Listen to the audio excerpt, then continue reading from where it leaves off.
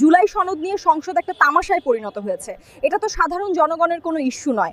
বালসিপি নাকি যেন বলে, ও হ্যাঁ, এনসিপির ইস্যু এটা। সনদ, সংবিধান বা কেতাব দিয়ে তো দেশের উন্নতি হবে না। জনগণ নানা সমস্যায় ভুগছে, কর্মসংস্থান নেই, অনেক দুর্ঘটনা ঘটছে, কিন্তু এসব নিয়ে কারো কোনো কথা নেই। বিএনপিকে কি জনগণ কেবল ধনসিপির ইস্যু নিয়ে আলোচনার জন্য সংসদে পাঠিয়েছে?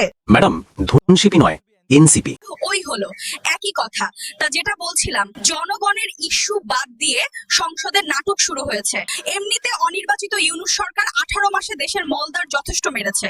কোনো বিনিয়োগ নেই, কর্মসংস্থান নেই। মনে হচ্ছে সনদ আর কেতাব ঠিক করলে দেশে কর্মসংস্থান হবে, দেশের সব সমস্যা কেটে যাবে। হাসিনার আমলে দীর্ঘ 16 বছর বিএনপি জনগণের ইস্যু বাদ দিয়ে কেবল তত্ত্বাবধায়ক সরকারের কথা বলে মুখে মুখে ফেনা তুলেছে। এ কারণে তারা 16 বছর মারা খেয়েছে।